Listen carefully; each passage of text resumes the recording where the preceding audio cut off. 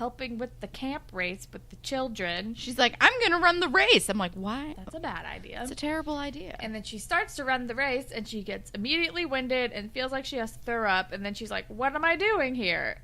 I'm around sick. Or well, I guess that happens later. Yeah. Well, first she throws up. And then we're back with Jenna and Maya, who are playing guitar together. Also, like, why would you waste, like, a checked bag on your fucking guitar if you're impaired? Like, I don't know. I don't get it. I don't know. But then they're, like, talking sense into Alli.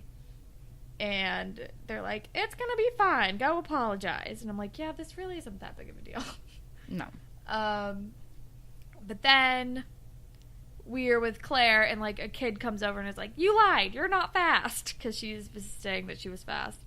And then this... Gotta love kids, man. The other child comes over and, like, sneezes on her. Yeah. Because he has a cold, and he's a kid. And Claire's like, why did you sneeze on me? That could kill me. Oh, my God. Why am I here? And I'm like, because you're stupid. And you went to a place with germy children, and you're sick, and you need to go back to the hospital. Also, why are you yelling at the kids? Yeah, the kids don't know any better. Anyway, then we're with Alli, who's apologizing and admitting her faults to Leo. And also, like, stalking him at work again. I'm like, he's busy. He is literally working. And it's really cheesy. I wrote, this is so cheesy, and he's still at work. Yeah.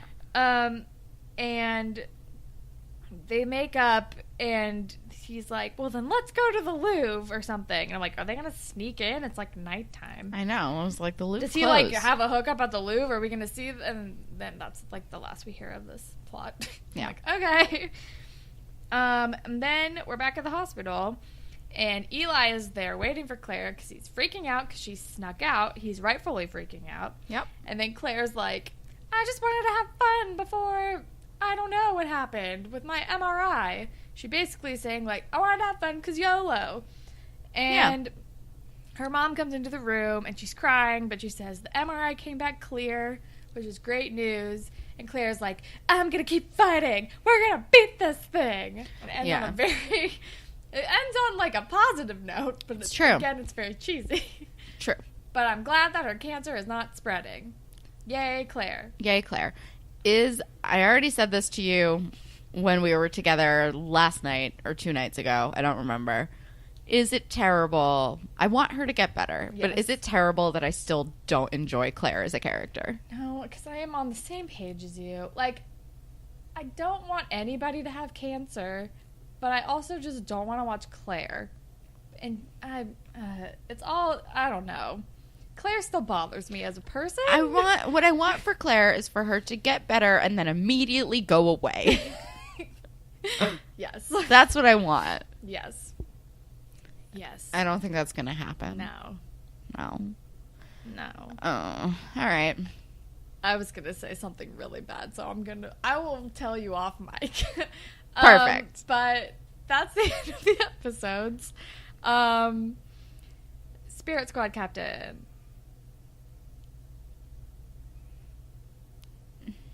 Leo for talking some sense into Alli about her saving her phone, about her expectations. Jenna for always giving great advice, I guess. Yeah, maybe. Sure. Drew for just being up for anything. Yeah.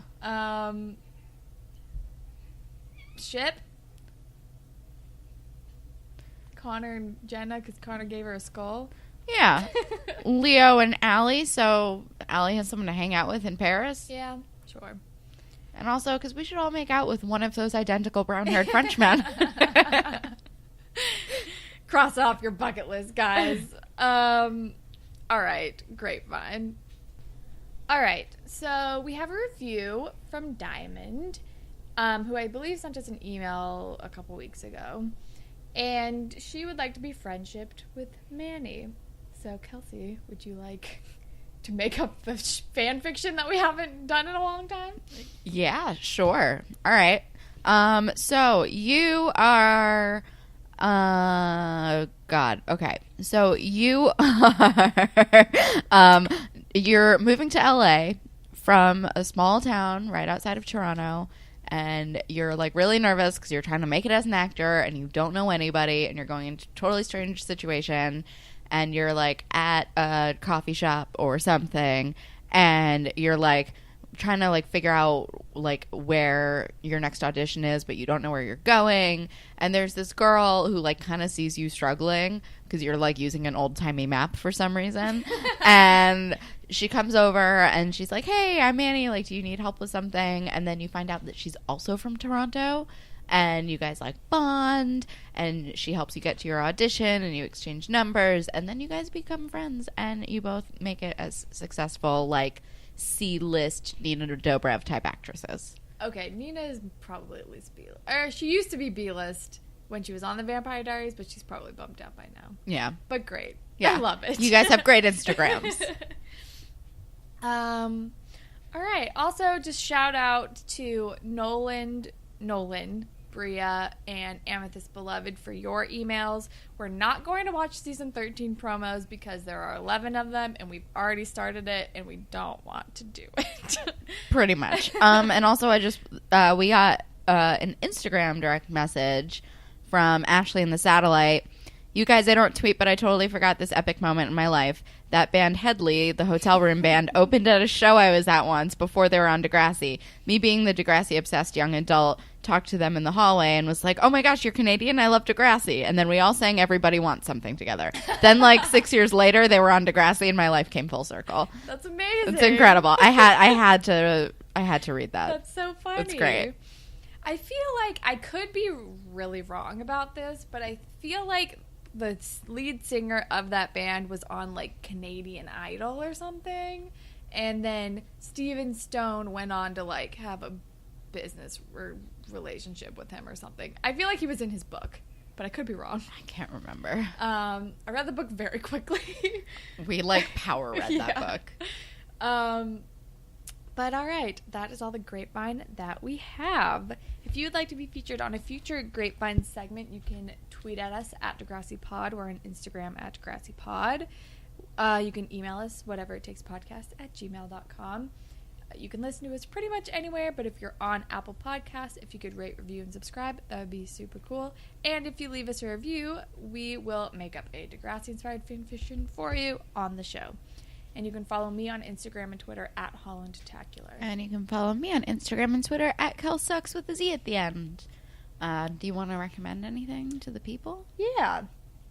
I will recommend a member of BTS, RM, dropped a mixtape on Monday, and it's really good. It's called Mono, and it's really good. I actually think you would really like it, Kelsey. Okay. It's, like, really chill, like, R&B vibes. It's really good. That does sound up my alley. I like it.